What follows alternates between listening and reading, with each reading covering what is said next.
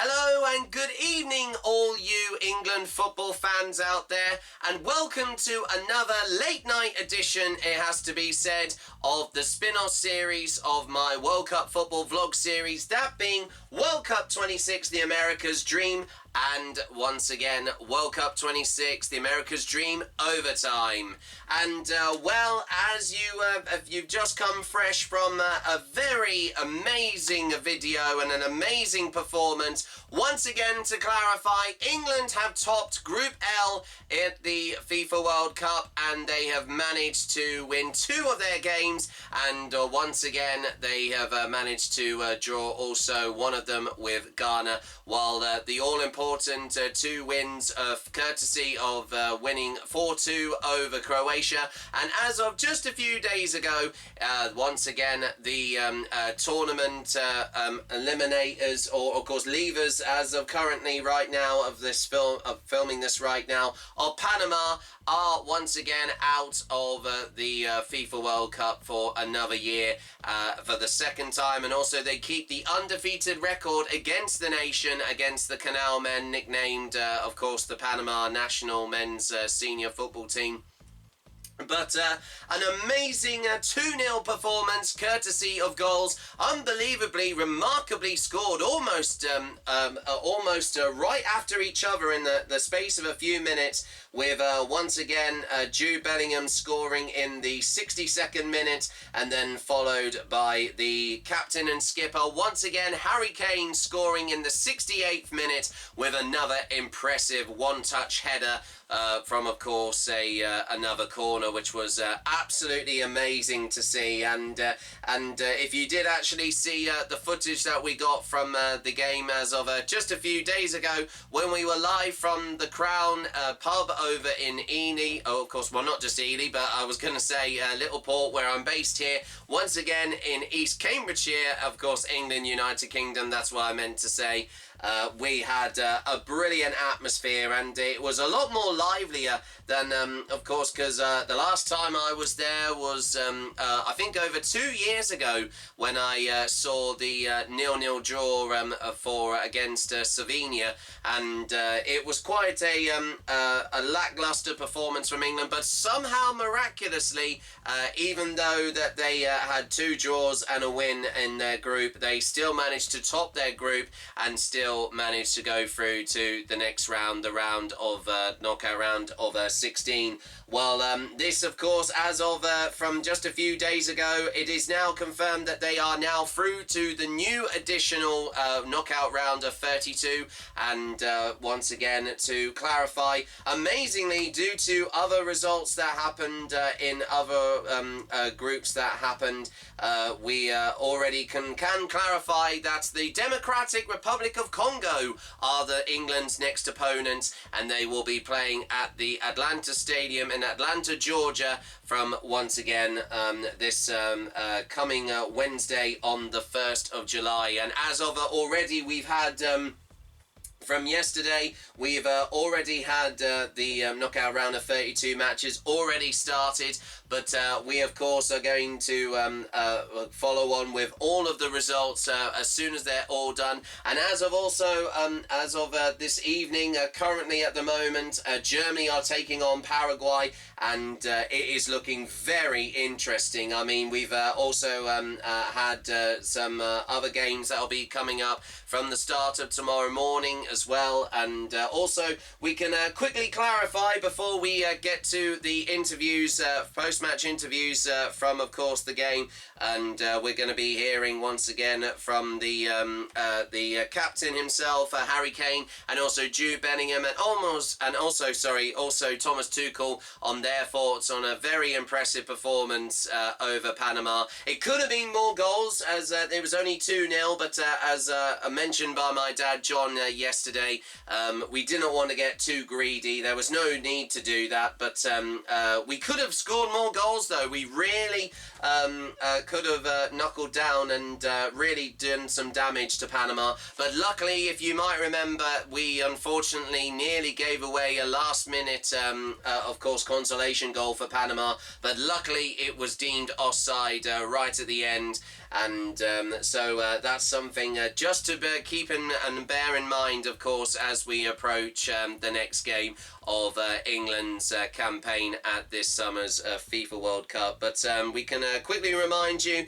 that a brief reminder of all of the matches for the knockout round of 32 stage of this summer's FIFA World Cup. Once again, to remind you, we've got South Africa that played yesterday against Canada, and amazingly they relied on a last-minute injury time goal to beat South Africa, and they are now through to go to the Houston Stadium in Texas on the 4th of July. But as of tomorrow evening, the Netherlands will take on Morocco, as well as from the game going on at the moment with Germany versus Paraguay. And then also we have France against Sweden, Portugal taking on Croatia, who finished once again at second in Group L of the group that England topped, as I mentioned already, as well as we've got other matches of Spain and Austria.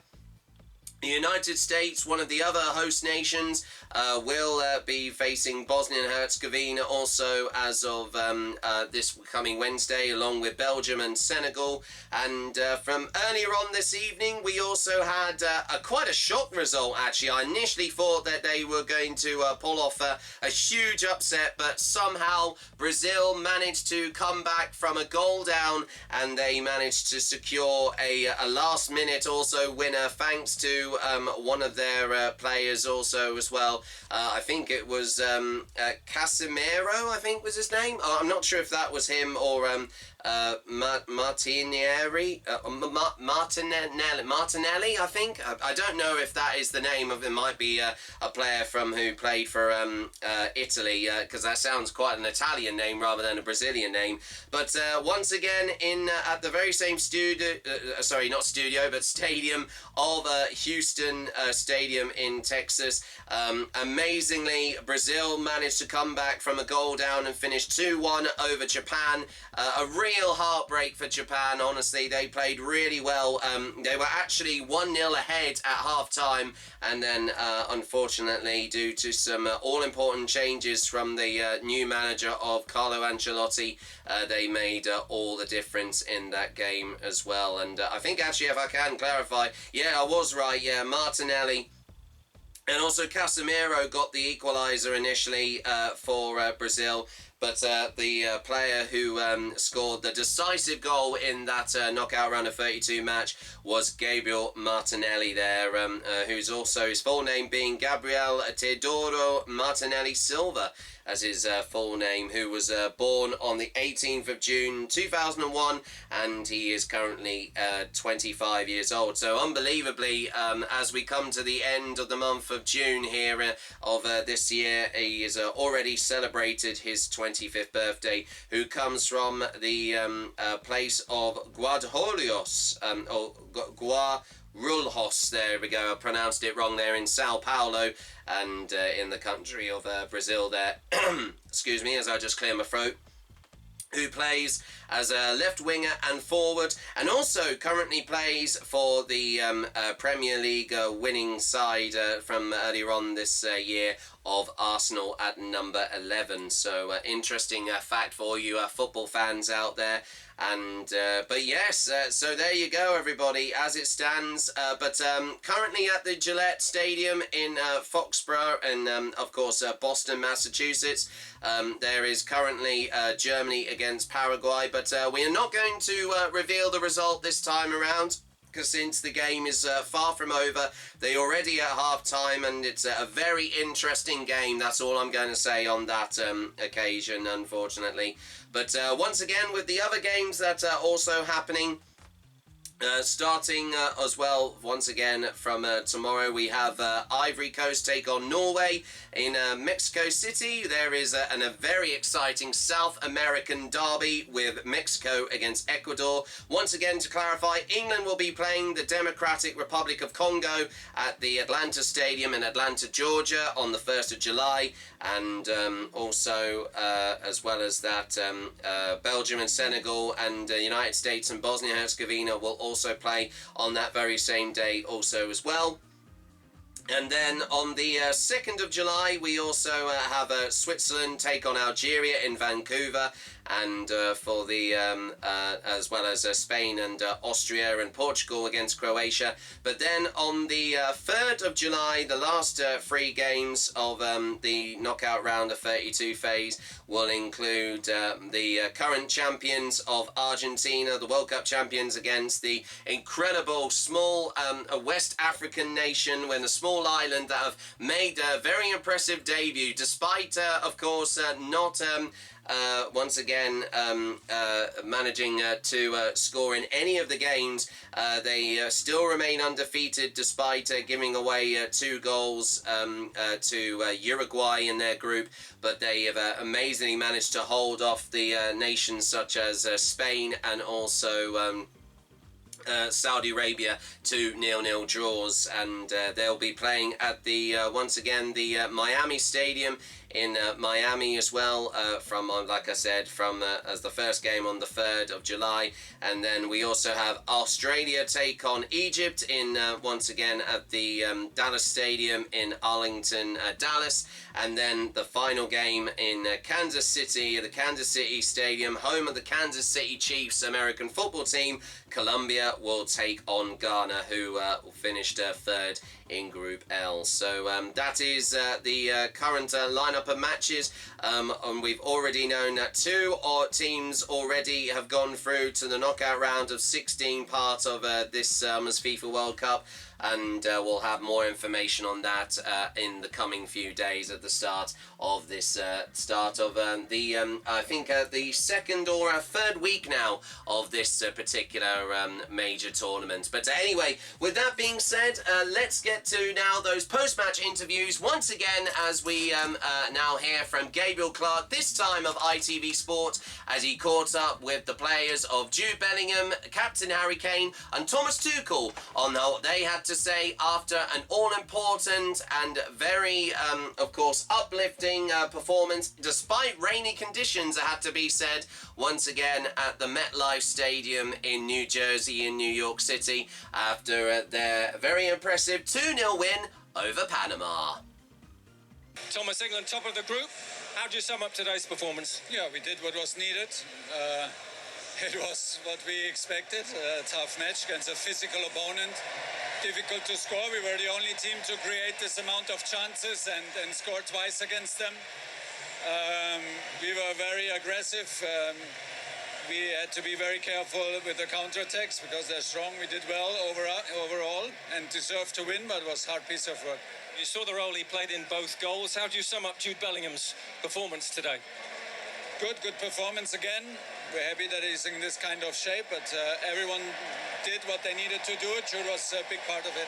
Yeah, a moment of history as well today. Harry Kane is now England's record goal scorer at World Cups. Yeah, good. And it's not the end. It isn't the end.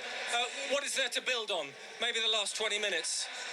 No, there's more to build on. You have to get so many details right, and it's an aggressive approach that we take, and then to defend the one-on-ones. If you're like close to the pitch, you see it, and that's what it is. But the tournament starts again now in knockout. Now we collect our strengths and collect our energy, and we build on what we have: the team spirit, fighting spirit, the belief. And we will step up. The bigger the games get, the bigger we will get. What does this mean today as well for those players making their first appearance at a World Cup? A first start like Morgan Rogers, for instance. Yeah, good. And I'm happy that Ollie is on the pitch finally, and Jordan Henderson. They deserve so much more that they deserve. They are key players in their clubs. Get difficult decisions from me. That's what they signed up for. We're here for a bigger goal. And everyone buys into that. The final point, the next game in just 4 days' time, DR Congo or Senegal looks likely. How's the fitness of players? Kwanzaa went off, Saka, Rice? Saka's not a problem. Declan had the chance to take him completely off the match, to not concede a second yellow, which helps us a lot. Jarrell, I don't know, he had to go off injured, so we need to see, but 3 days and then next match in 4 days is not a problem. We love that and we're good at that. Thanks for joining us. Well, thanks for running back a long run. How do you sum it up? Group 1, job done today in terms of the win. Yeah, first job achieved. You know, that we came here to do it in sections. We got through the pre-camp games really well, and now, you know, we achieved our first objective, which was to get through the group and top it as well. What was said at half-time? You're doing well. Keep going. A little bit more. Another gear. Nothing's crazy. We knew what level we were at. We know what level we want to achieve, and we did it in the second half. The manager says that you'll see a better England in the knockout stage. We'll see. Hopefully. I think every day we've got to try and improve. Every game we've got to improve, and yeah, it's up to us to do that. What pleased you most today? The goal or the assist? The assist. I think it was just a good combination of play, and yeah, to give it to Harry again, who just continues to raise his level, is incredible. Well, you know that assist also means history. Harry Kane, now England's record goal scorer at World Cups. It's everything he deserves, you know what I mean? You see the effort that he puts in as a captain, you see how he leads us, his quality speaks for itself, he's the best. I think they're playing your song. I think so, I better go. Well done. Thank you. Harry, well done. Group 1, how do you sum up the performance? Yeah, solid performance again. Against a tricky side, the way they play, got some fast players, tricky players, and if you're not careful, can cause you problems. And they had little moments there throughout the game, but overall, I think we controlled it pretty well. First half, we was just maybe a little bit sloppy in the final third with the final cross or the final ball. Got better in the second half, took our chances, and then would have liked to have seen out the game a little bit easier, but it became a bit of a basketball match. But overall, just a good win. You've seen some good performances by Jude Bellingham. How do you where do you place today's? Yeah, another top performance. Jude looks fit, looks sharp, looks like he's got the bit between his teeth to really go out there and prove to the world what type of player he is. And you saw that again today. So it's fantastic to play with him. Obviously, the cross he put in for my goal just shows his quality. But I think just his effort, non-stop running, tackling, tracking back, and that's the type of players we want in our team. Yeah, and he was placed in a deeper role today. Do you think that not freed him up, but that enabled him to maybe do a little bit more from deeper positions naturally? Yeah, look, Jude's a fantastic runner with the ball and also without the ball, making runs in behind from deep, and he's so hard to track. He's strong, he's physical. So I think sometimes in certain games you're going to see the best out of him when he's in that situation like we did today. Obviously, Morgan was more playing in between the lines and making it difficult for the defenders that way, and Jude and me were probably running in the depth a little bit more. And yeah, like I said, he's a fantastic player all round. Wherever he plays, I think he's effective, and for sure he was today. He says he preferred the assist to you rather than the goal. You'll be aware of the history, obviously, that goes with that goal now, England's top scorer at World Cups. Yeah, obviously another proud one to reach for sure. Number 11, like I touched on a bit earlier, Jude with a great bit of play and great cross. He kind of just hung it up, and I was kind of waiting for that one throughout the game just to get across my man there, and it was nice to see it go in. So let's hope it's not the last this tournament.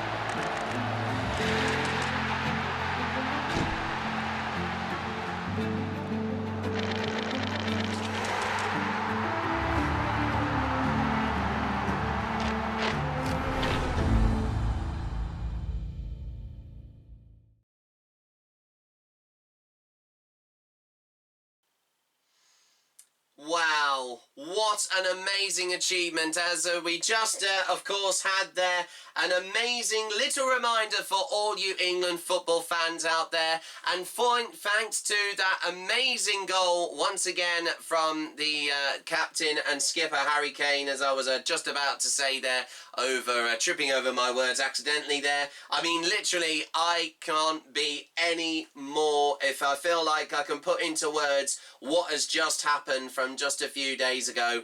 I am absolutely astounded, and on behalf of everyone here, from myself and everyone here on the production team on World Cup 26, the America's Dream, and World Cup 26, the America's Dream Overtime, we would like to wish a huge congratulations to you, Captain Harry Kane, for you breaking an all-time record of goals scored for an England football player at the FIFA World Cup. You have unbelievably now, since the last few games, have equalled a record that was previously last held by Gary Lineker back in 1990, over 36 years ago. And for you to now be the all-time top scorer at the FIFA World Cup for an England football player is an incredible achievement with 11 goals. Yes, legs 11 goals for you, Harry.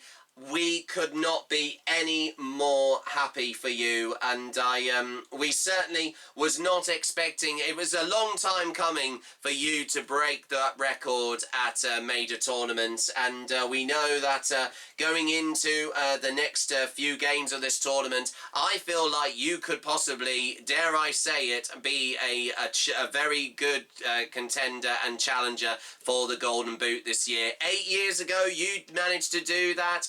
And thanks to an unbelievably, the last time you played the side of Panama, you did exactly that, scoring a hat-trick of goals, including unbelievably 2 penalties as well. I remember that very, very well. But it's been a pleasure and a great honour to have followed your England career, and I may not be a Tottenham fan, and or also I don't follow German football, of course, at club level, but I know that you have had one incredible season for Bayern Munich, and from everybody else here, like I said, from everyone here at JackpotButtonLewis Sports Productions, we'd like to wish you a huge congratulations, Harry, on this incredible achievement for English football history.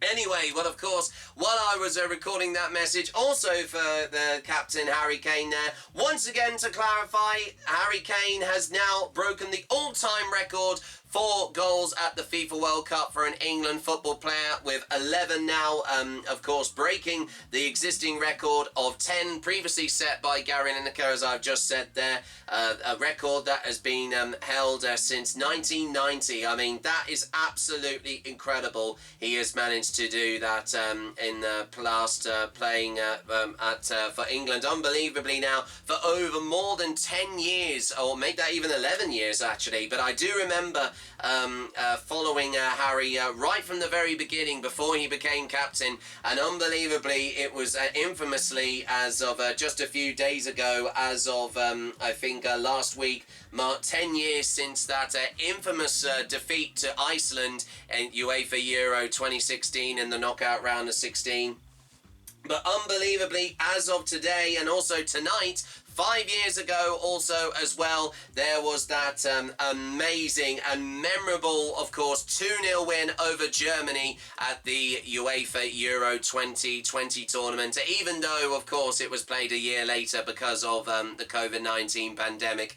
But it was a memorable match, and as of course, as of tonight with Germany against Paraguay, they're hoping to try and avoid going out of their third consecutive tournament. The last 2 tournaments over the last 8 years or so, they have failed to get out of the group stages, following defeats to the likes of South Korea and even Japan as well from 4 years ago as well. So the pressure is really on, and even though that they lost to Ecuador, they find themselves in quite the predicament at the moment, with, of course, as it's already gone half-time there as well for their game tonight. So, and it's very different to say that when I'm hearing all of these negative comments that England are, you know, we could do better than them.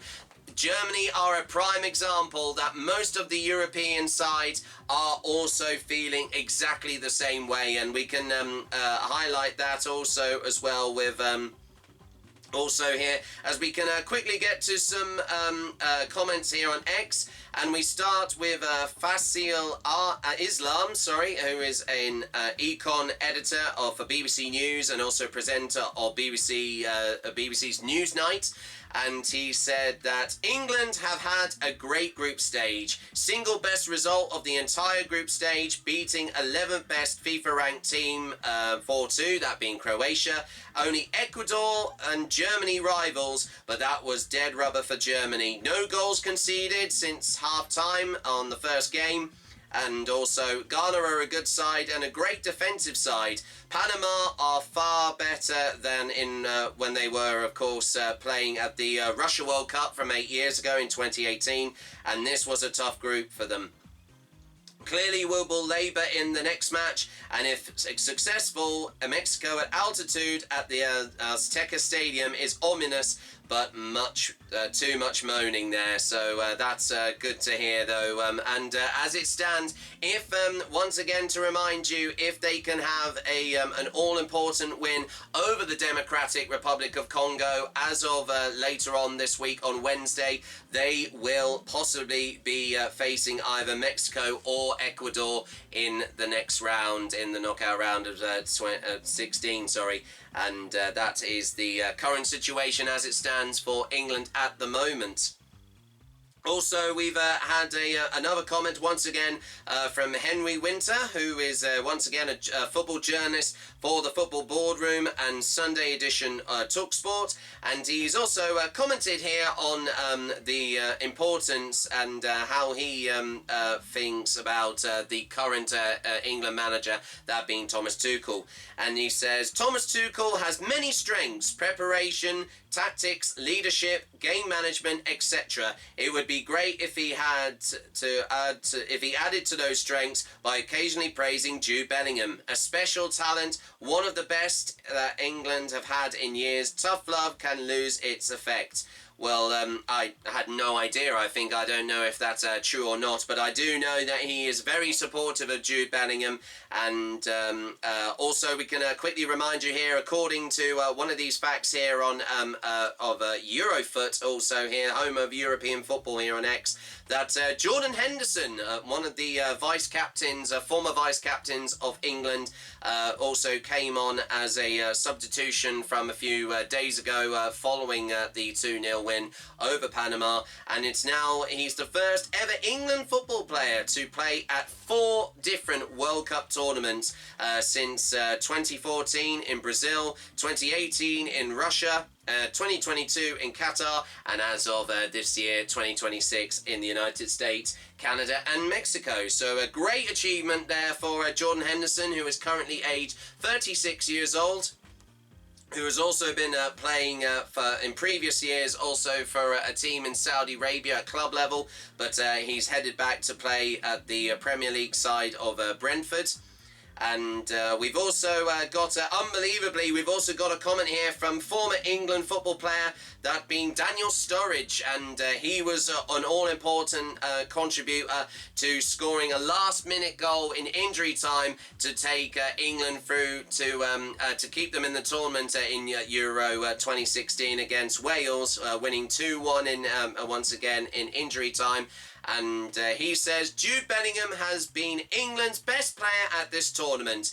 Every time England have needed a moment, he looked like the player most likely to provide it. Goals, assists, tackles, responsibility, he's done it all. World class. So that's a big statement to hear there from Daniel Sturridge. And the picture, as we just saw there, that very expressive arms out there, a bit like the of course if he were to be P.T. Barnum from the film The Greatest Showman. But so many people in the English and British press have been literally, pardon my language, slagging off Jude Bellingham here, which is absolutely shocking.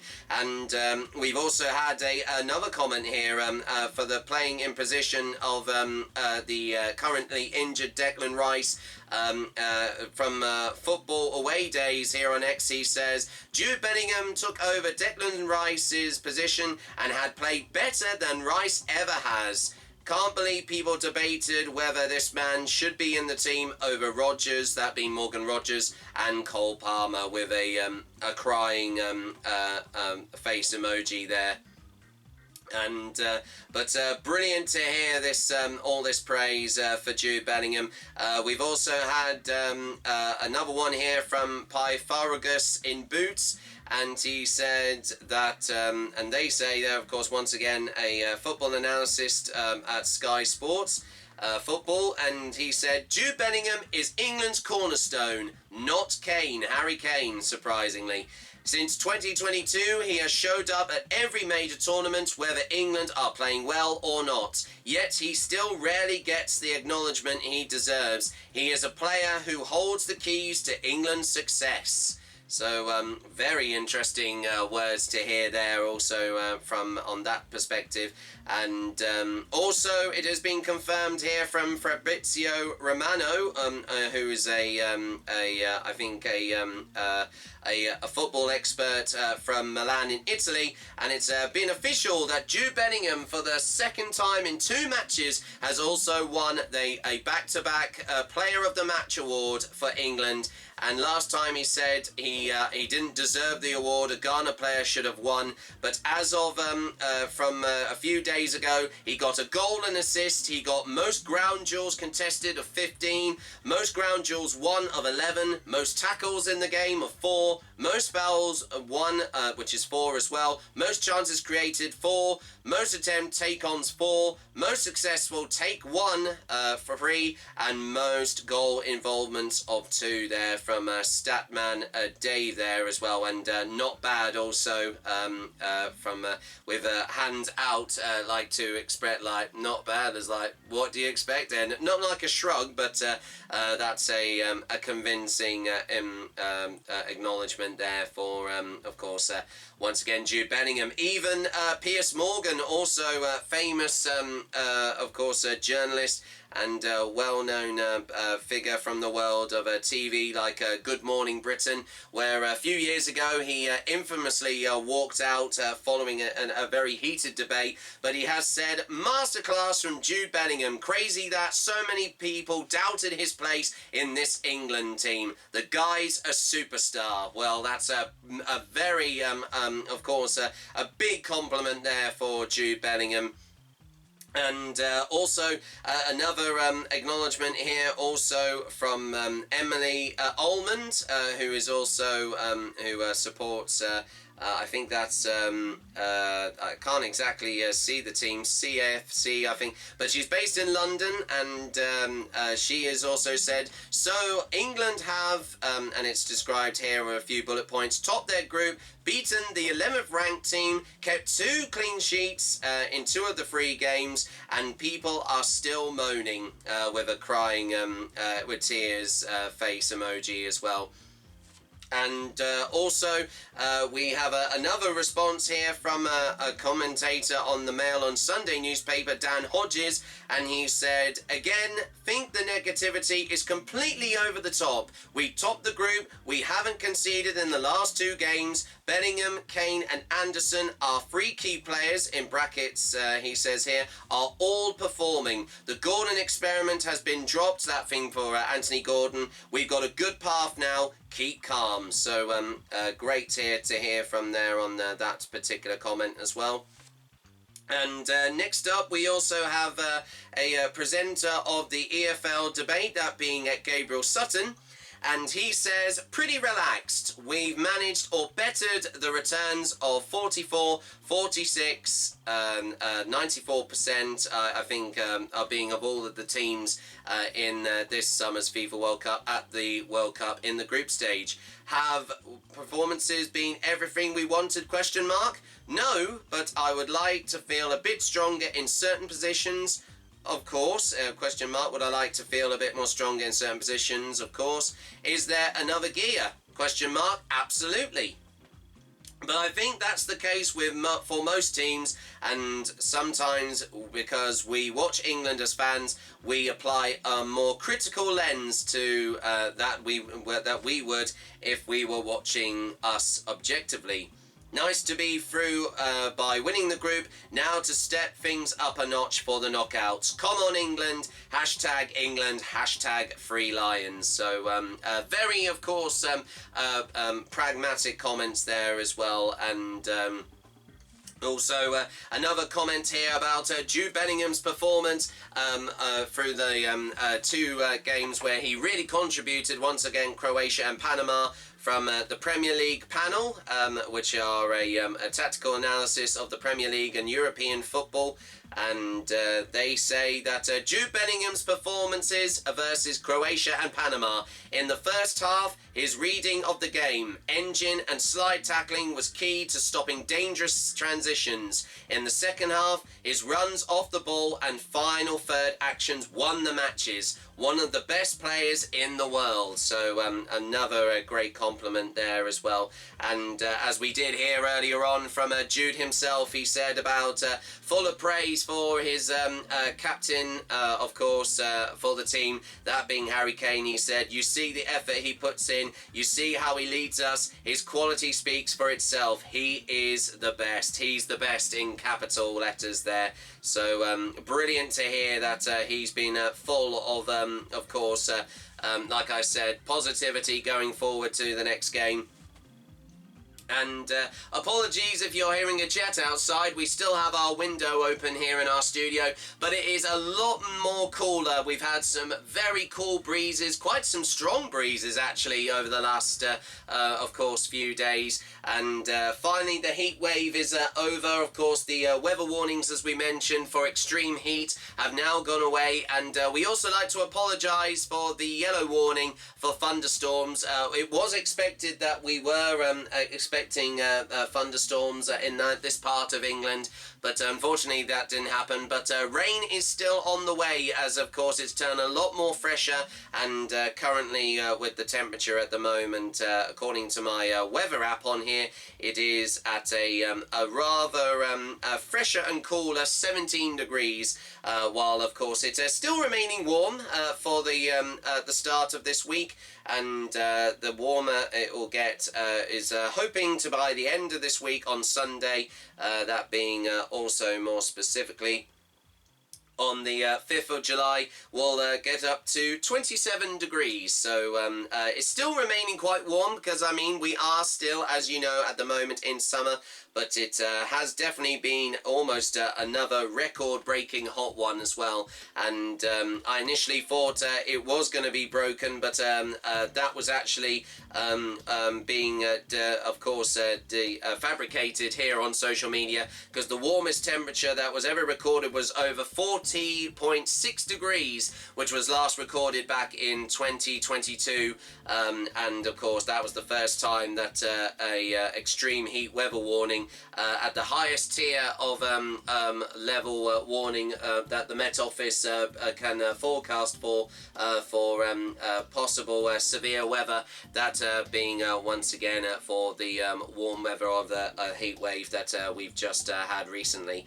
But there could be another one maybe later on as of going into next month in July, but we'll give you more information on that when the time comes around. But anyway, next up, as we go back to the X comments here, we have Antonio Mango, who is a under-23 football scout and content creator. He said about another comment here about Jude Bellingham, that media should be ashamed. It should never be, should Bellingham play? It should be, let Bellingham play. Let's just encourage and get behind him. Treasure, with an England flag there. So brilliant to hear. I totally agree with the comment there as well. And we also have known as Bayern and Germany, but also known as Mia San Mia, also from Munich in Bavaria in Germany, has also commented also here. I think this was what he said earlier on about his captain, that being Harry Kane. and he said about I have built a good relationship with Harry over the last 4 or 5 years, especially after Qatar, playing so close together. It is an honour to play with him. For me, he is the best England player of all time. He is one that has showed up more than anyone, more than any other England player. It is quite easy to play with him, in all honesty. He is at a level at the minute which is just incredible. You don't doubt him at all in terms of whether he is involved or not. He is going to make a difference in the game, and he did. He continues to raise his level, and it is incredible. He's everything he deserves. You see the effort he puts in as captain and how he leads us. His quality speaks for itself. He is the best. So there you go. That was the full comment there that he said to Gabriel Clark from earlier on for a few days ago after the match. And it's also been confirmed here from the touchline here, also on X with unrivaled football coverage. Harry Kane has now produced 70 goals and 7 assists in all competitions as of this season. So that's including an incredible 60-goal record for Bayern Munich that won the Bundesliga for another year as of from their season, and also 77 goal appearances in over 60 games for the captain and skipper himself, Harry Kane, as well. And we've also had another comment here about going back to Jude Bellingham here, and La Liga and beyond say that Jude Bellingham came off an injury hit and disrupted season when Real Madrid was a mess, but I still found it interesting how the build-up to the tournament focused on Harry Kane as the only star of this England team in the media. Jude is 22 and has won the Champions League and La Liga and made over 50 appearances for England already. If he is not a star, then I don't know what he constitutes one, and if anything, the disruption of his club season and the build-up for Tuchel has only fired him up more for this one, which I absolutely totally agree, because a few days ago he also marked his 22nd birthday, which also was acknowledged unbelievably as of from just a few years ago, where he also turned 21 years old from just a few years ago also, or I think it was his 20th birthday actually, I think, if I'm not of course vaguely remember that he had that all-important contribution in the last minute after I think 6 minutes of injury time to score that all-important impressive overhead kick goal to equalise the score over Slovakia to keep England in the European Football Championships. And as goals come, I remember that moment so well. If you might remember looking back on the old episode, that being very famously titled "The Miracle of Gelsenkirchen." My reaction to the overhead kick was truly unbelievable. The moment that when I saw him score, I honestly thought like that when I feel like we were going to go out in a crushing, of course, defeat to a nation we shouldn't be behind by, of course, who are a lot more low-ranked in the world. And my reaction to that goal, going from my all-time low to my absolute highest in the space of a few minutes, was truly unbelievable. So anyway, of course, with that being said though, as we continue with a few other comments here, we've had another one here from Jamie Raynor, who is a commentator for the English club of Bradford City, and also for BBC Sport Central and West Yorkshire, and also BBC Leeds also on radio as well. And he said, group winners with 7 points picked up and 2 goals conceded. England should have scored more against Panama as well, in truth, which I totally agree with on in some way.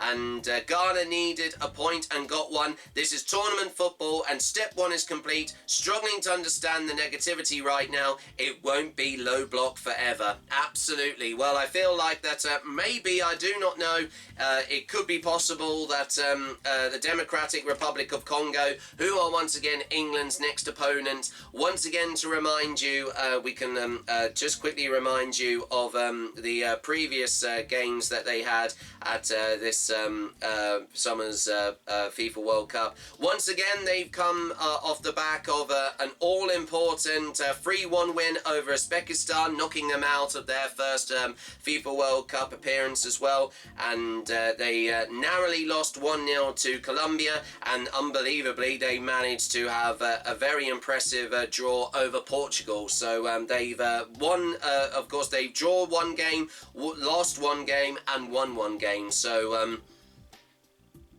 there is a lot of there's a lot of not much consistency among like smaller nations in this FIFA World Cup.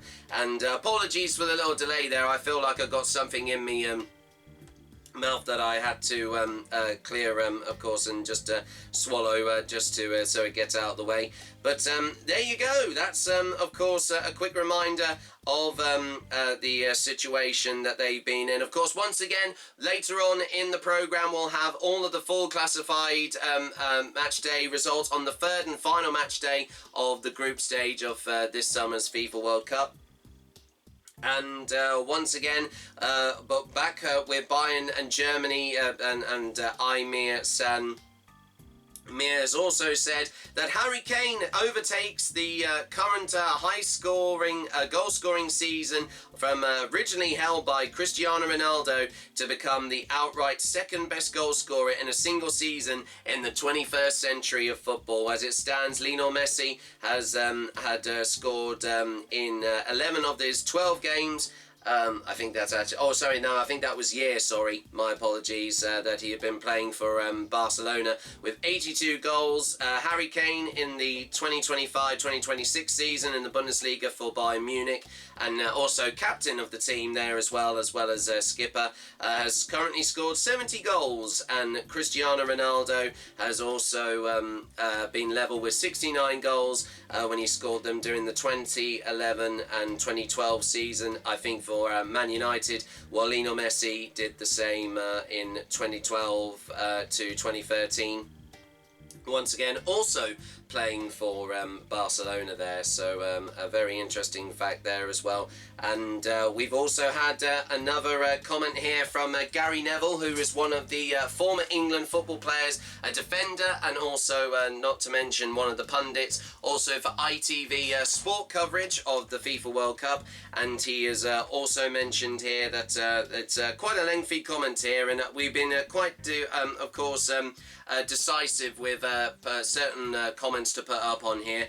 But Gary Neville has mentioned on Jude Bellingham registering a goal and an assist against Panama with 3 goal appearances and of course game appearances. Sorry, I think that is actually what GA stand for, in his first World Cup games so far of this tournament. And he said, "This is exactly why Jude Bellingham is becoming the heartbeat of this England team. 3 goal contributions in 3 World Cup games at his age is absolutely outrageous," in a positive way, just to remind you here. He's not just playing well, he's overtaking, he's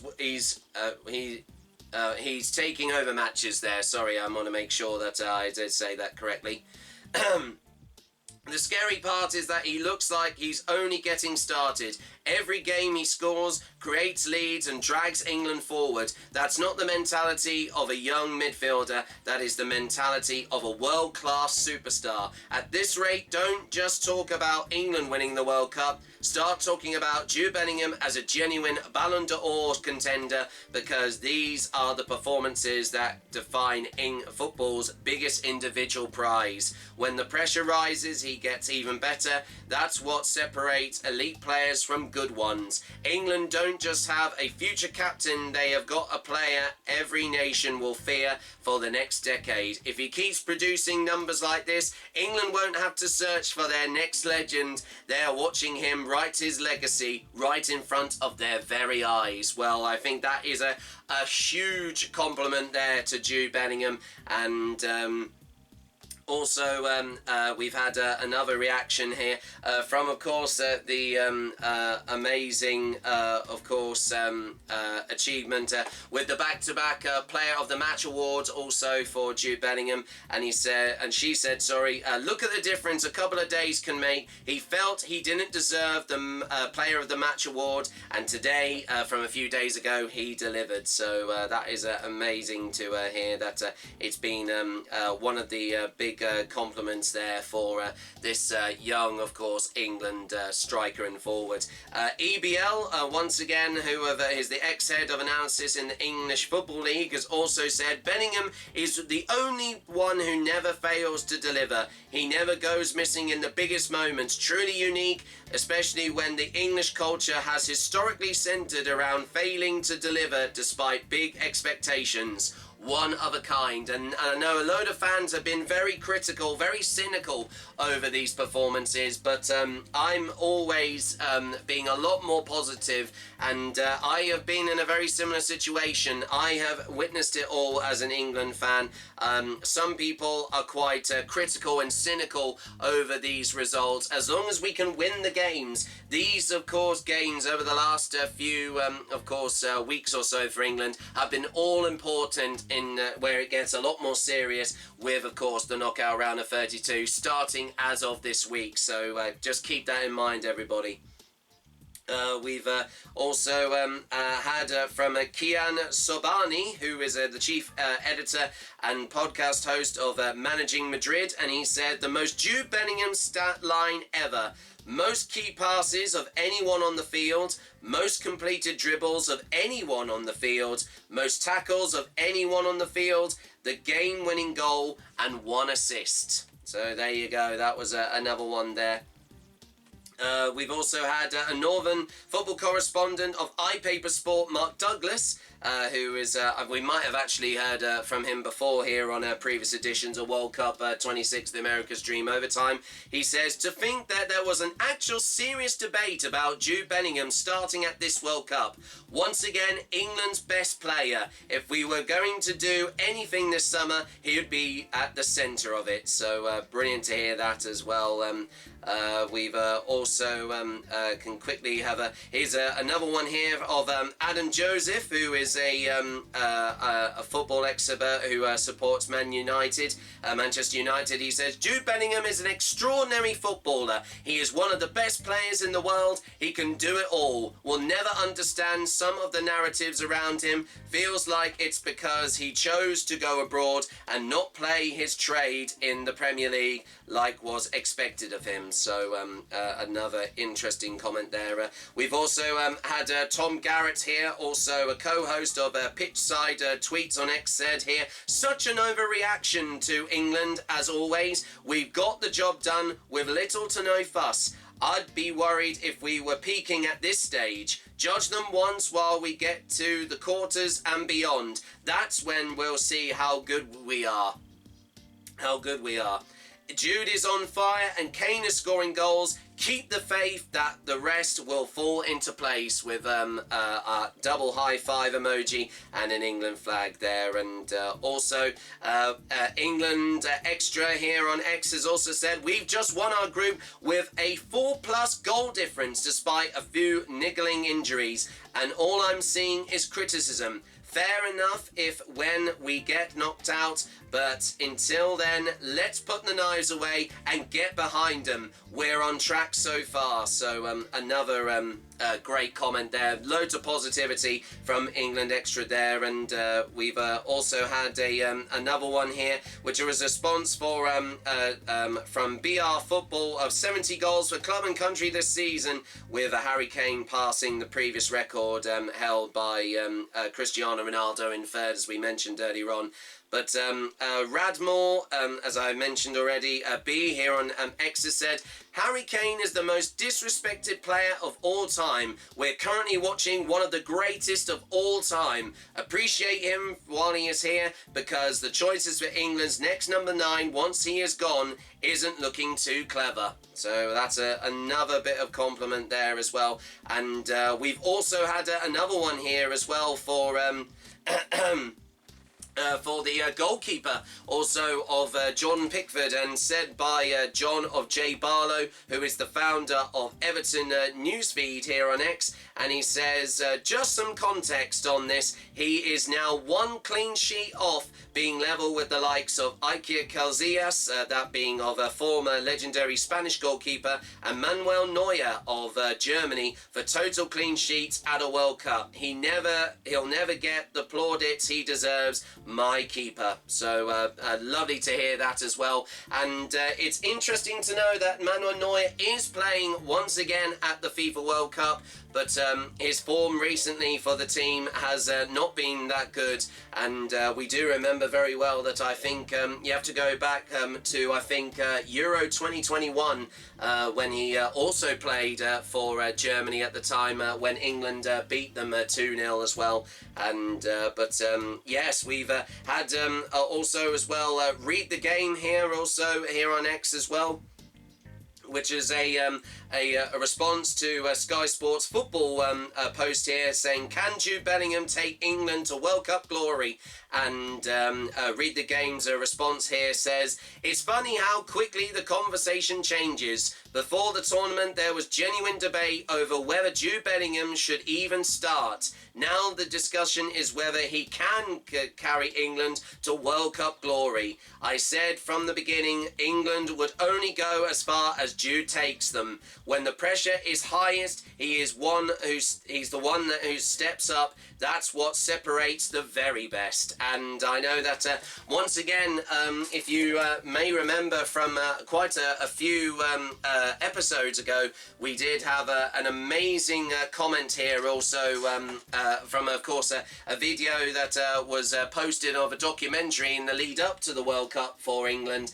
Thomas Tuchel said in an all-important team talk with his team that he said that he wanted to get a second star on the England shirt, which once again, if you can see, this is the first time I'm wearing an away kit here. This is the unbelievably from 20 years ago this year, England's away kit at the 2006 FIFA World Cup in Germany, and they wore this shirt with their all-important, I think it was a 3-2 win over Sweden, or I think it was a draw, I couldn't remember. It was so long ago. It was my very first World Cup that I watched, but an all-important, impressive equaliser from Joe Cole made all the difference, and it was a brilliant performance from the young Joe Cole, who was playing for also Chelsea at the time. He was very young, but he scored one incredible goal in an England shirt, and I remember that so fondly. And as I said, this was one of the very first England football shirts I proudly remember wearing when I was younger, when I turned a teenager. And it's so wonderful to be wearing this alongside with the signature white shorts as well, which unbelievably were from the kit beforehand, from 2002 to 2004, from the kit at the Euros from, of course, in 2004 in, of course, Portugal. And that was when Wayne Rooney had his all that important big tournament when he was only, I think, about 19 or 20 years old, and he scored most of the goals for the England team on that very tournament. So it was amazing to see that as well. And but yeah, I feel like that I definitely think we've mentioned a few compliments here. We'll finish off with one more here before, because I feel like I've rambled on quite a bit here. Then we'll get to the newspapers that I've already got standing by here, which are literally are spreaded over with Jude Bellingham on the front pages here, which is brilliant to see. We'll get to that very, very shortly. But we have one final comment here from RK Football, who was, I think, previously is a fan of, I think, for that being of, I think, it doesn't actually say which club he supports. But anyway, the comment here that he did say here about Jude Bellingham here, sometimes I wonder how lucky and blessed we are to have a player like Jude Bellingham. He can attack, defend, recover, score and assist. is an aerial threat with a top work rate and is extremely mature, humble, and a leader who steps up when the team needs him most. So that is amazing to hear that as well. And we've yes, as I said, we've had one final comment here also from also, I think it's just quickly just scrolling up here. Yeah, there we go. And this is Kev of COYS, who is a Tottenham Hotspur fan, and he said, proper knockout football starts now. This is where the World Cup really starts for me.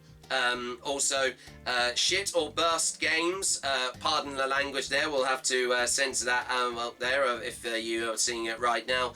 And bundles of tension, been so boring so far, so I'm looking forward optimistically to the knockout stage. Well, I feel like it's definitely not exactly been boring. I think you're obviously not used to all of the additional matches that have been played as of course, for the last few weeks or so. And also, we've got one more here actually to make an exception, since this was quite recent as of today as well. And it is from Mark Crombie, who is from Birmingham. And he said, quite why pundits and fans predict pathways and opponents for England as if they are inevitable, I'll never understand. They've been enough knockout competitions by now, surely, question mark. Described here, England will struggle versus Mexico in Mexico City. Mexico will have to beat Ecuador first, and absolutely, I mean, addressing that comment straight away, I mean, that does sound relatively of course, delusional or a bit deluded. I know, strong word, of course, but that is when you believe something that is completely not true, or you want to believe that is actually happening. And so yeah, there we go. And anyway, while of course I quickly now just catch my breath, and let's get to the newspapers. And we've got two wonderful, some beautifully described newspapers here, with on the front page, as we start with the Sun on Sunday from yesterday, on once again, that being June the 28th, 2026, and it says the headline, Jersey Joys, based off Jersey Boys, of course, after the very famous musical film of the music from Frankie Valli and the Four Seasons. And it says, Jude and Harry goals fire up Lions. Now we're off to Atlanta in the last 32. And it says, of course, as Jude Bellingham sticks his tongue out after he scored the first goal of the game from a few days ago. And Nick Parker from in New Jersey says, England's Harry Kane and Jude Bellingham propelled the Three Lions into the World Cup knockout stages last night with a 2-0 win over Panama in New Jersey. Some 40,000 England fans celebrated in the rain-drenched MetLife Stadium, while millions at home saw the boys top Group L. Captain Kane surpassed Gary Lineker's England World Cup goals record as he netted his 11th. Tuchel's team will now play in the round of 32 on Wednesday in Atlanta against Senegal or Democratic Republic of Congo. Well, we can confirm, like I said, Democratic Republic of Congo are the team that England will face in the next round. And once again, I feel like they are definitely a more easier opponent than once again Senegal, as they once again are set to play against, as we can quickly remind you, as I just actually had it a moment ago. And yes, to remind you, they are going to be playing once again against Colombia on the 3rd of July. In Kansas City. So there you go, just to remind you all once again. But I actually haven't seen the full reaction to, of course, I briefly had a look at it from just a few days ago, but we've got this amazing double-page spread here, and it says, relief as Three Lions return to winning ways. There we go. It's slightly curved here. I'm just trying to make sure I can hold it out so you can all see here. 40,000 fans lift team in downpour. We top group and play on Wednesday. So it does show there the final table. Once again, England qualified comfortably with 7 points, topping the group once again. If you were with us in the last edition of World Cup 26, the America's Dream, and it's brilliant to hear Singing in the Rain, of course, the name of the very famous musical by Gene Kelly. And also we've got a few other reactions here. We've got Pandemonium, which I thought that is a very witty, of course, headline there. Beers and cheers as fans made to sweat, and supporters sink 40 million pints of beer and party time after first half frustration. And also, if you've noticed, also we've got an appearance of an ageing but legendary England striker, that being Paul Gascoigne, and it's also been confirmed here. We've also got Robbie Williams here, who, if you might remember from earlier on, as of this last month, of course, celebrated the 20th anniversary of his charity football match, of course, event, that being of Soccer Aid for UNICEF, where, of course, once again, England comfortably won, despite, of course, 2 goals. It was quite a narrow game, but it was a very well won game, 3-2 at the London Stadium, with goals from a famous actor, Damson Idris, and an amazing 2 goals also from legendary England fellow striker, also Jermaine Defoe, with also Michael Essien, former legendary player for Ghana, equalising, and also Tim Cahill, also who played for Australia as well, who got a goal in the last 10 minutes, but they managed to hold off, and a very impressive, of course, performance from the Soccer Aid World 11 side, and all thanks to the former England rugby player Joe Marler standing in goal after he was replaced by, I think it was Joe Hart, who was the legendary goalkeeper at half-time. But it does say here that Robbie Williams is booked to perform at the World Cup final from next month, aged 52. He will sing on the pitch before the clash at the MetLife Stadium in New Jersey on the 19th of July. So I'd like to apologise, it's not the 13th. I think the reason why I said that I think that is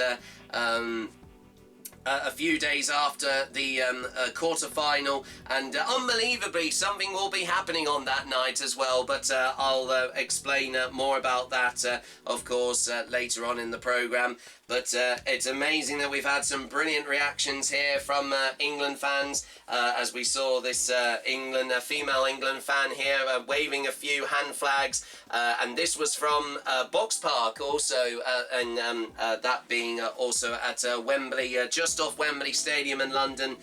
We've had some reactions also from Derby as well as Newcastle, and yeah, we've got a few other of course reactions here as we now look onto the back page. And I thought this was brilliant because unbelievably, if you did not notice in the last episode of World Cup 26, the America's Dream, I due to the warm conditions, unfortunately I couldn't of course, go dressed as that being St George, because it was quite warm at the time. But since it's a lot more cooler, and as of in a few days' time when they kick off from 5 p.m, of course, from this Wednesday on the 1st of July, I will be wearing, of course, a very familiar outfit that I wore when England last played at the European Football Championships, when we won 2-1 over the Netherlands in the semi-final, and got through to our first major tournament final on home, of course, on foreign soil. But to quote the very famous, of course, monologue from Shakespeare's Henry V, it says, "For Harry, England and St Georgia," not St George, but that's quoting the state where Atlanta is based, and also the city, and it says, "Kane seals last 32 Atlanta date with a record breaker, still in with a shout, Kane celebrates, sealing scrappy Lions win." And excuse me as I just have a silent belch there. And from Tom Barkley in New Jersey said, skipper Harry Kane became England's all-time record World Cup scorer to seal top spot in Group L. And now Thomas Tuchel's Three Lions are off to Atlanta, Georgia for Wednesday evening's last 32 showdown. Talisman Kane made it 2-0 with his 11th World Cup goal, breaking Gary Lineker's record. His close-range header doubled England's lead in the 67th minute, 5 minutes after Jude Bellingham's opener against Panama in the 62nd minute. And on Kane's milestone, Thomas Tuchel said, good, but it's not the end. There's a lot more to build on, and the tournament starts again now. England finished ahead of Croatia, who also beat Ghana 2-1 and confirmed the exit, unfortunately, for Scotland also, as they finished third in Group C. Just to remind you, unfortunately, it was unlucky for them. They had a tough group, unfortunately, and they will be missed.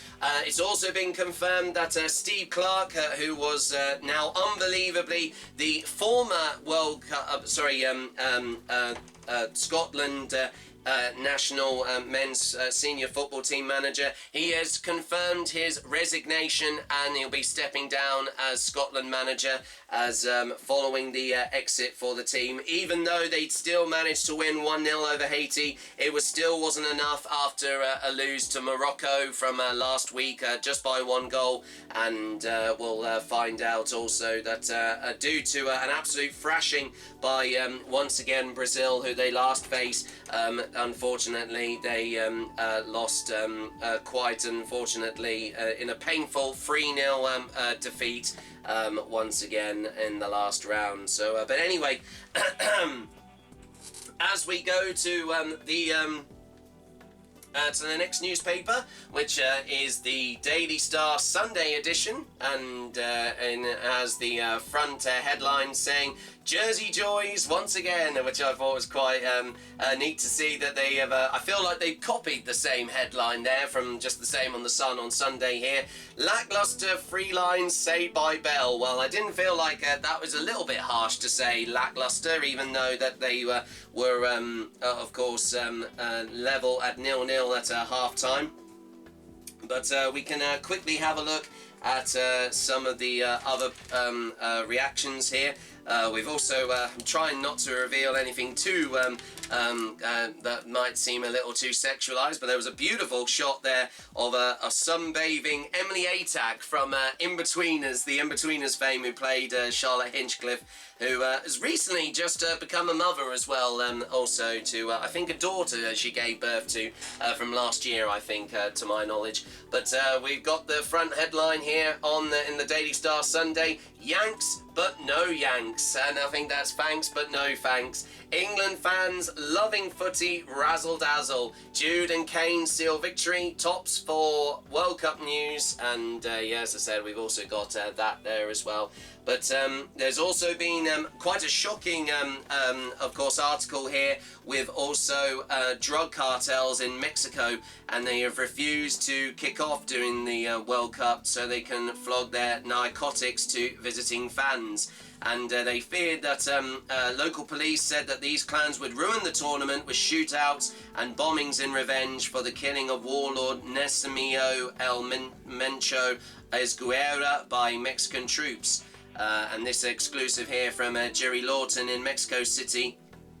But investigators have said that they have turned to selling narcotics to partying fans instead, and they already flooded the US with killer drug fentanyl, and synthetic opioid 50 times stronger than heroin, sparking a barrage of deaths among the homeless in the Skid Row part of the US state of Los Angeles. And drug gangs investigator John Bonfiglo has said the cartels were multinational corporations that always put profit first and knew going to war in the World Cup would scare off punters. And he said it would be kind of self-defeating for cartels to engage in violence, whether they are among groups that have most to benefit from a smooth running World Cup. So We've also had here that mentioning with over 40 million, of course, pints of beer had been not just consumed but also been bought in pubs all over England.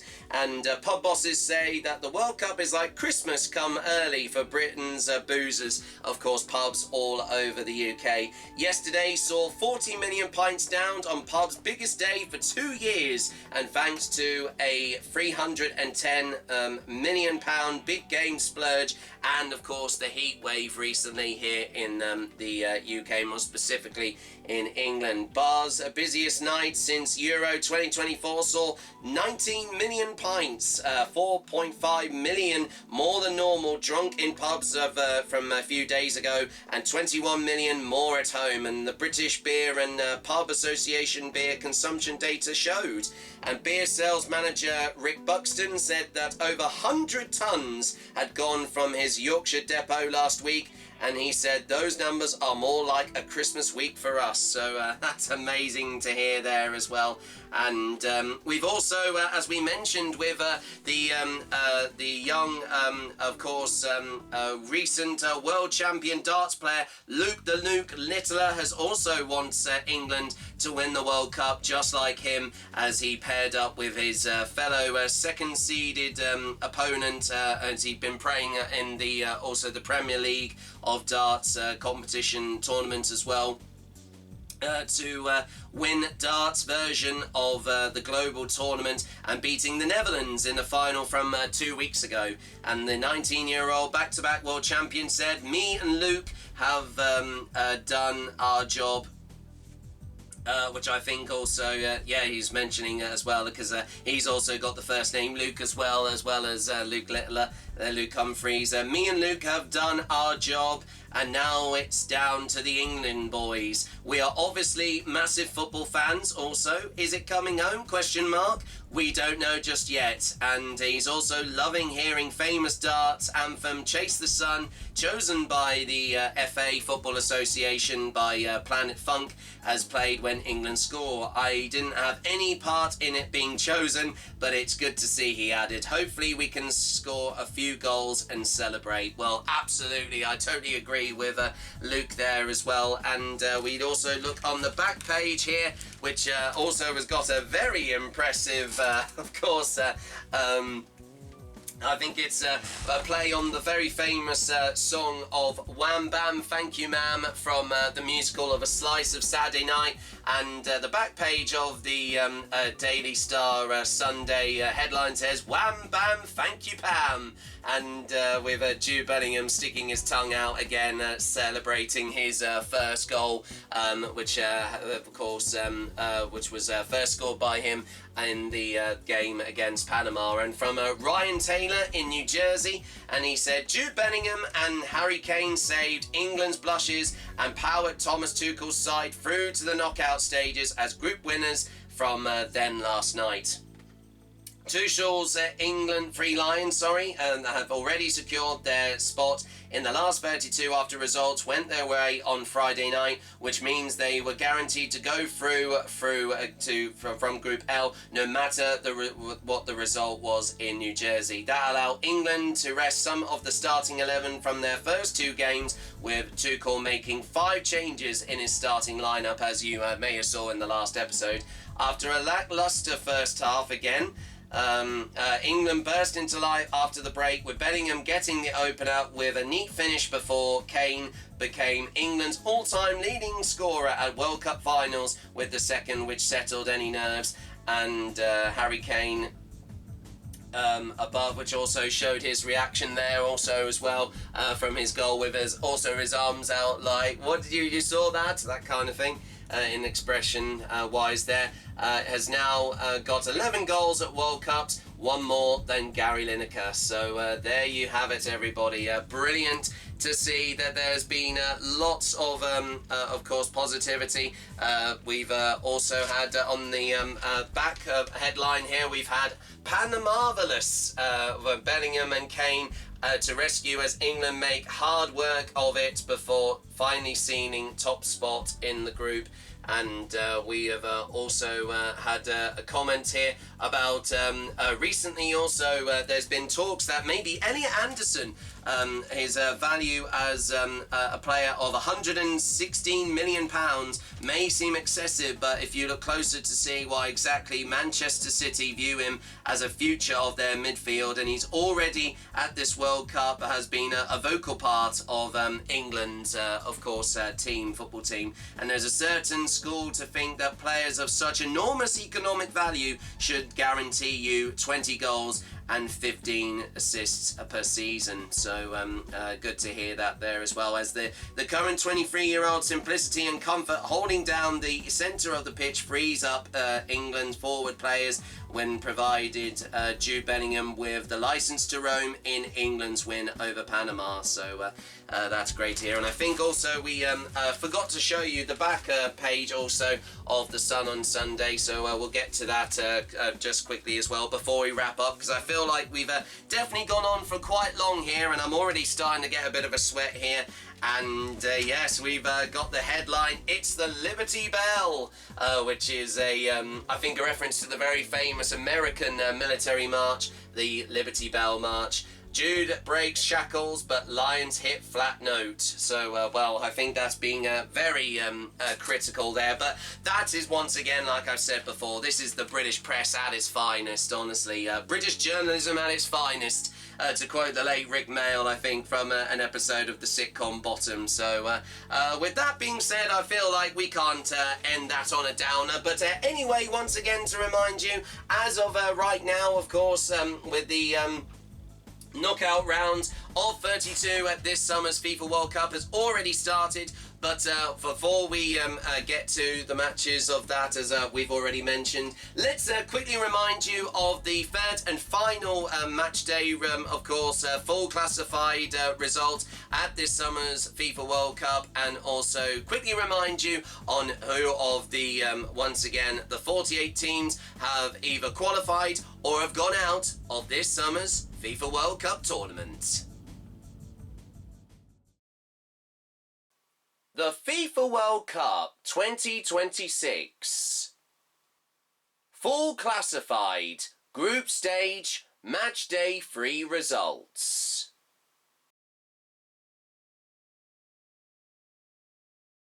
Starting with matches played in Group A. South Africa 1, South Korea 0. And Czechia 0, Mexico 3. Next on to matches played in Group B. Switzerland 2, Canada 1. And Bosnia and Herzegovina 3, Qatar 1. Next on to matches played in Group C. Morocco 4, Haiti 2. And Scotland 0, Brazil 3. Next on to matches played in Group D. Turkey 3, the United States of America 2. And Paraguay 0, Australia 0. On to matches played in Group E. Curacao 0, Côte d'Ivoire 2. And Ecuador 2, Germany 1. On to matches played in Group F. Tunisia 1, Netherlands 3. And Japan 1, Sweden 1. Next on to matches played in Group G. New Zealand 1, Belgium 5. And Egypt 1, the Islamic Republic of Iran 1.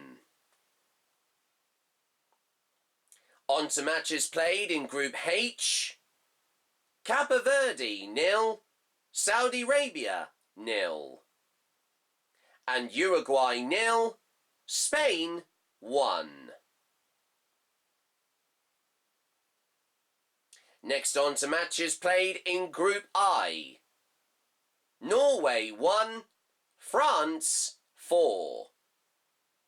And Senegal 5, Iraq 0. Next on to matches played in Group J. Algeria 3, Austria 3. And Jordan 1, Argentina 3. On to matches played in Group K. Colombia 0, Portugal 0. And the Democratic Republic of Congo 3, Uzbekistan 1. And finally on to matches played in Group L. Panama 0, England 2. And finally Croatia 2, Ghana 1.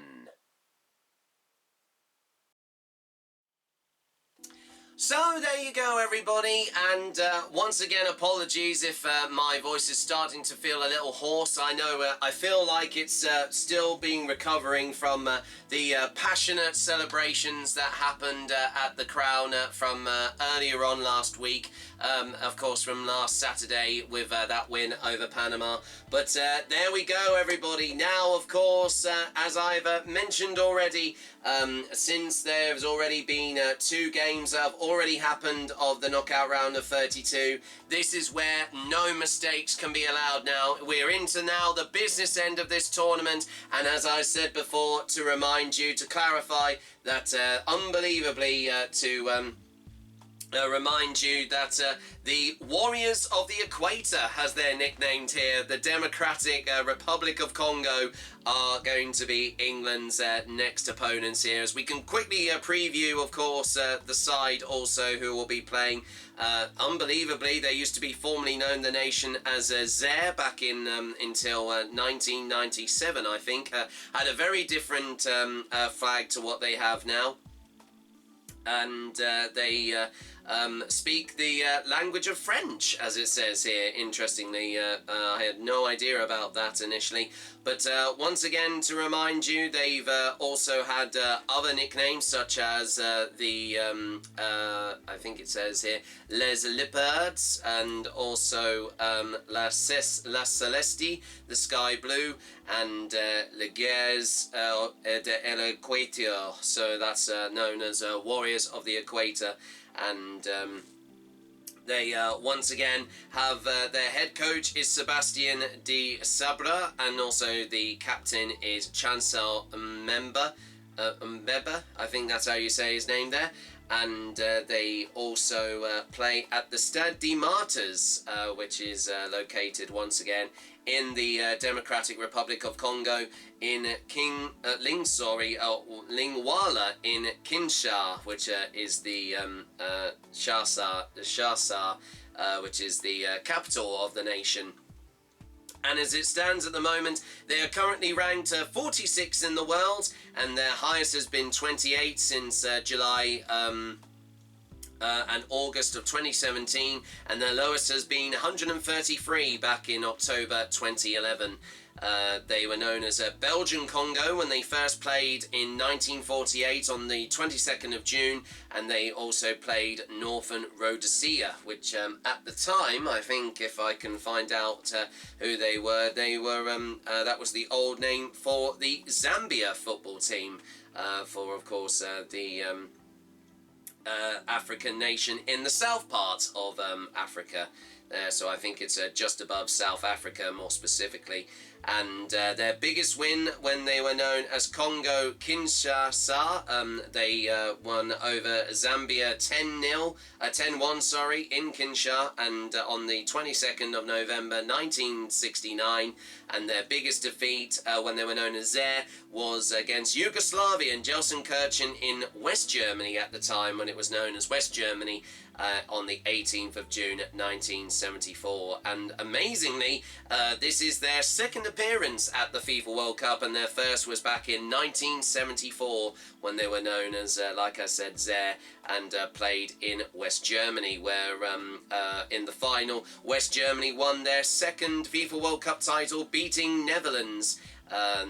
More specifically, if I can also find out, yeah, it was 2-1 in the final at the Olympia Stadion in, well, it says Munich here, but I thought that was actually in Berlin, actually. But there was actually an Olympia Stadion also in Munich as well as Berlin. But that is, of course, where previously the last European Football Championship final took place. But unbelievably, they have also took part in the Africa Cup of Nations, and they have been champions since 1968 and in 1974. They are also two-time champions in 2009 and 2016 in the African Nations Championship, and they've also finished 4th place from over 10 years ago in 2016 in the COSASAF Cup, which was known as the Council of South Africa Football Association's Cup there. So there is quite a lot of honours that this side have had. They are playing in sky blue in their first kit colours, and also a mixture of white and sky blue as their second colours. But they also play in bright yellow and red as their third colours, which they previously wore after their 3-1 win over Uzbekistan. So that is a little bit more information about the team ahead of this game, and we shouldn't write off this side, honestly. I feel like that even though that they haven't appeared in a FIFA World Cup for more than over, I think about 50... I think 2 years, I think it's been since 1974. It's going to be very, very interesting. As much as we don't want to get too, of course, ahead of ourselves now, since we're into the business end of this tournament, and one slip up here and it could be all over, just like with, of course, Germany over Paraguay. And unbelievably, it has been remarkably the last time those two particular nations at a knockout round part of the FIFA World Cup was almost over 21 years since they last faced each other in the knockout round of the FIFA World Cup. And but we've got loads of course, unfortunately, as I've said already, South Africa have been beaten narrowly 2-1 over Canada. So as it stands, it's the Democratic Republic of Congo and the Ivory Coast, who are the last two African nations competing in this summer's FIFA World Cup. So make that also Ghana, of course, as the third. Sorry, also to correct myself there as well.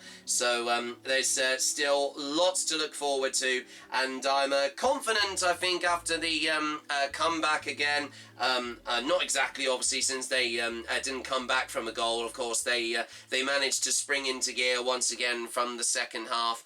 Obviously, it's been a bit more of an experimental game and not playing their best side. Of course, they've been I know Thomas Tuchel has been experimenting with his team, and I feel like with the appearances now, as we saw Ollie Watkins come on for his first start at a FIFA World Cup alongside with Djed Spence, of course, also there as well, starting in his I think third game in the tournament, as well as Noni Madueke making his debut as well, and also taking over from the recently injured Reece James. And but we can confirm also that Declan Rice is set to appear at the next match of this campaign for England at this year's FIFA World Cup. And we'll have more information on who will be playing, of course, in the lead up to kick-off from in just a few days' time. Once again, we can confirm that the BBC on BBC Sports on BBC One will be live from the Atlanta Stadium in Atlanta, Georgia, from, of course, I think from around 3 o'clock, and then kick-off local time will be around about, I think... I think just around about 5 or 6 p.m. of course, in the evening, or it may be earlier than that, to clarify, since it's a completely different time zone. But yeah, of course, kickoff will be from 5 o'clock over here in the UK. But we, of course, it's going to be, I think, the make that, well, I was going to say one of the earlier starts for some of the games that we've had so far at England's campaign here at this summer's FIFA World Cup. So, well, with that being said, before it's almost about to hit midnight over here in the UK, but thank you very much for staying up with us for this bumper review of course, once again, the impressive 2-0 win for England over Panama, and the preview for the upcoming knockout round of 32 match against the Democratic Republic of Congo. I've already bought a hand flag, which will be coming hopefully in the next few days, which will be right beside the England one, which is somewhere else, of course, in my room here, but I'm not going to bother to get it right now. But if England can comfortably win over them, it's looking more likely they could either face Mexico or Ecuador going into the next round. But it's going to be a very exciting rivalry, of course, derby game, of course, at national level for those two sides. Ecuador with an all-important win over Germany, even though they've secured qualification, and as of tonight, they're currently playing over Paraguay at the moment. It is looking very interesting to see if they can possibly do an upset over, of course, Germany as well, Paraguay. So, but we'll have more information on that on the next edition of World Cup 26, the America's Dream Overtime. So with that being said, thanks very much for watching, and as always, if you have enjoyed this edition of World Cup 26, the America's Dream Overtime, don't forget to give it a like, comment down below on your thoughts of the game, and what your thoughts, of course, your opinions and thoughts ahead of the next game against the Democratic Republic of the Congo for England.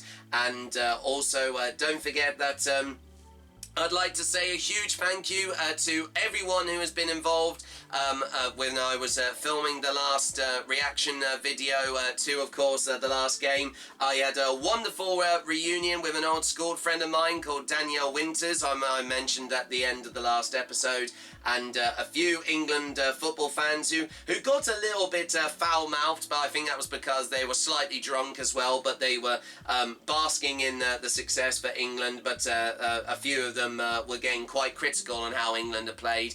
But it's brilliant to know that even locally here in where I live here in Littleport, this little town in, of course, the region of the east of England, here in East Anglia and East Cambridgeshire, it's wonderful that every 4 years, or every 2 years, of course, when it comes to the Euros, that the people have, there was a huge turnout of fans, almost over 100 people were there at the Crown from just a few days ago, and I think there's going to be more of the same when we come up to the next match, when we face once again the Democratic Republic of the Congo in a knockout round of 32 at this summer's FIFA World Cup. So with that being said, thanks very much for watching, all you England fans, and as always, until next time, au revoir, adios, or Wiedersehen, and we'll see you in a few days' time at the start on Wednesday, the 1st of July, and live from the Atlanta Stadium in Atlanta, Georgia, for the all-important knockout round of 32 match for England against the Democratic Republic of the Congo in the next edition of World Cup 26, the America's Dream. Thanks for watching, goodbye, and see you very, very soon.